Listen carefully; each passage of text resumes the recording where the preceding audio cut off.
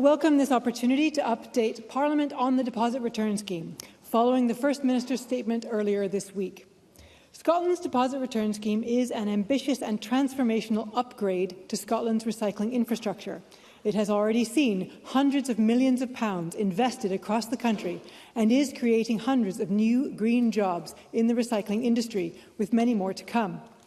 It will reduce litter by a third, increase recycling rates of single-use drinks containers to 90% and cut CO2 emissions by 4 million tonnes over 25 years.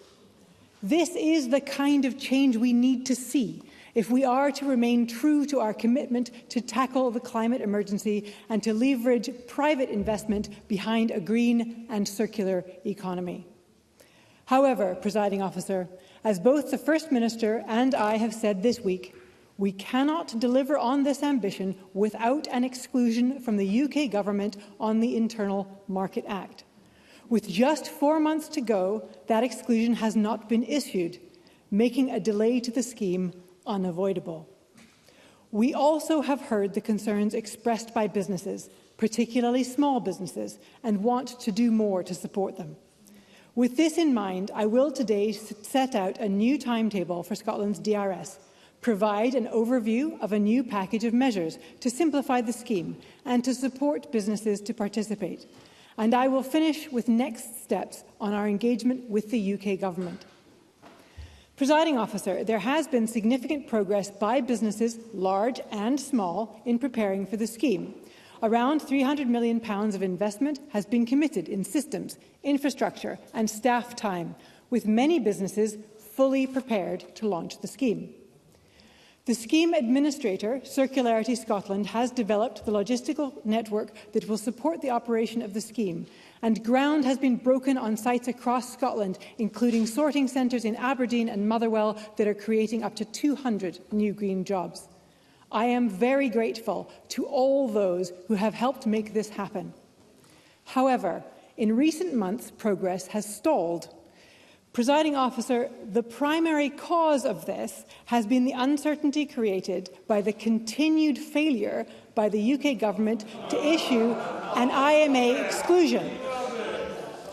Members, I said there should be no interventions or interruptions. Minister, please Together continue. with public briefings against the scheme from the Secretary of State for Scotland, the effect has been corrosive, undermining confidence, stalling progress and halting private investment. Some businesses have said they will simply not join the scheme because of the UK Government's position. And there has been extensive feedback from industry that they are not willing to proceed with investments until they have clarity. This is ambitious, major infrastructure scheme that affects thousands of businesses and everyone in Scotland. Readiness for August was always going to be challenging, particularly given the difficult conditions that industry has faced in recent years. But the chilling effect as a result of Westminster's position has made it impossible. Scotland's deposit return scheme will now go live on the 1st of March 2024. This gives the time needed for the UK Government to fulfil its duties, and for businesses it gives a full 10 months from now to get ready for launch. Earlier this week, I met with representatives of producers and retailers to outline this new timetable with them. I want to acknowledge their constructive response and the suggestions they have made to ensure these 10 months are used to full effect. And I look forward to continuing to engage with them to ensure we make the progress that we need to together. I have also asked the partners of this scheme, CSL, SEPA and Zero Waste Scotland, to work with my officials and with businesses to deal promptly with any remaining issues to allow businesses to prepare. Presiding Officer, while Scotland's DRS is an industry-led scheme, just as similar schemes are across the world, the Scottish Government has consistently worked in partnership with businesses to facilitate progress and to ensure a pragmatic approach is taken to implementing the scheme. That's why we are removing the obligation on the vast majority of online retailers to provide take-back services. It's why earlier this year, CSL brought forward a £22 million package of support to improve cash flow for producers. And that's why we have listened carefully to the suggestions of small businesses, in particular that have made in the last few weeks, with a view to developing a package of measures that are fair, pragmatic and support the overall aims of the scheme. The key elements of that package are as follows. Firstly, all drinks containers under 100 millilitres will be completely excluded from the scheme. This will benefit businesses in the soft drinks, wine and particularly the spirits industry who have raised particular concerns about miniatures, while removing just 0.2% of articles from the scheme. Secondly, products with low sales volumes will be excluded from the scheme. This change applies to any product which sells less than 5,000 items a year. This will apply to all businesses, so a large business which has a niche product line with low sales volumes will not need to apply a deposit to that line, and a small business which only sells low-volume products will not need to apply a deposit to any of their products. This change will only remove about 0.5% of articles from the scheme, but will remove the need for around 44% of businesses to apply a deposit to their products, effectively removing many of the smallest producers from the scheme. Thirdly, we plan to exempt all hospitality premises who sell the large majority of their drinks products for consumption on the premises from acting as a return point. Regulations already exempt premises that exclusively sell drinks on site, such as restaurants, pubs and nightclubs.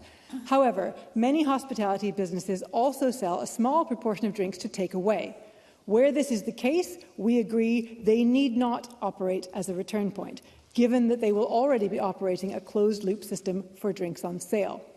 We will engage with hospitality businesses on the proportion of sales at which this will apply, to ensure a balance between support for businesses and accessibility for customers. Also, in partnership with Zero Waste Scotland, we have simplified the online process for retailers to apply for an exemption from operating a return point, following feedback from businesses that have used the online application system. Finally, I am aware of the concern that some businesses have around the size and complexity of the producer agreement with Circularity Scotland. To help with this, I have asked Circularity Scotland to develop a short-form producer agreement, which will help reduce the burden on these businesses. Throughout the process of developing DRS, we have worked closely with officials in the UK Government. However, the UK Government still have to issue an Internal Market Act exclusion, even though we first raised the need for one in 2021.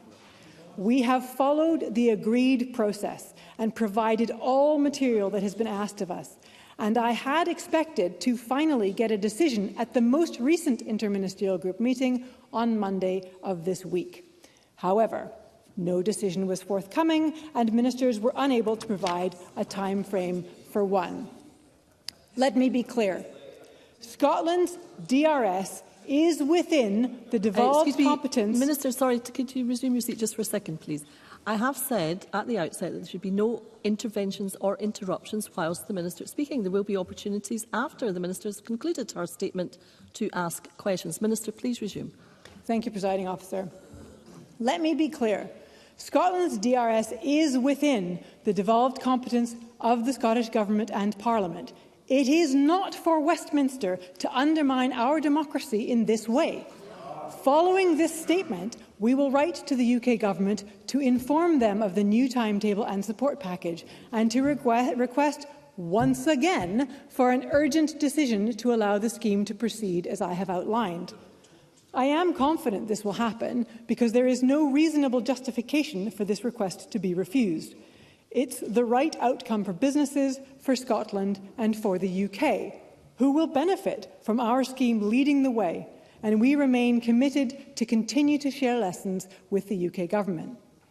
Alongside this IMA exclusion, we are also working with the UK Government on issues related to trading standards, which are important for producers and retailers. Businesses need answers on these issues in short order, and again I ask that the UK Government work with us, businesses and regulators, to resolve these critical issues in a timely manner.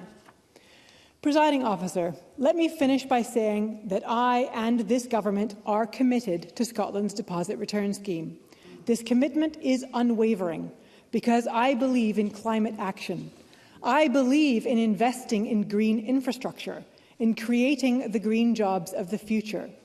So I call on members across this chamber who share these values to put an end to their increasingly desperate attempts to undermine Scotland's deposit return scheme.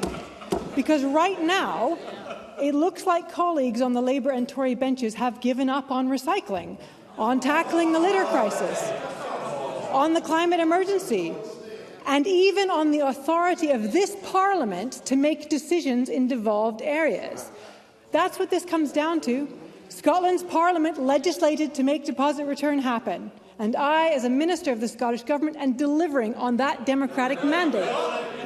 But a Tory Westminster government that Scotland didn't vote for appears to be using the post-Brexit powers that they gave themselves to stop this vital scheme in its tracks. Labour and the Tories might have given up on devolution. Sorry to interrupt again. Please resume your seat just a wee second. I have said, this is the third and last time I'll say this, the Minister is making a statement, as is the common practice when Ministers make statements, there are to be no interventions or interruptions. Thank you. Minister, please conclude. Thank you, Presiding Officer. Labour and the Tories might have given up on devolution. We have not. I and this Scottish Government will work tirelessly to deliver on our mandate and to protect this Parliament's right to work for the people of Scotland. Thank you, Minister.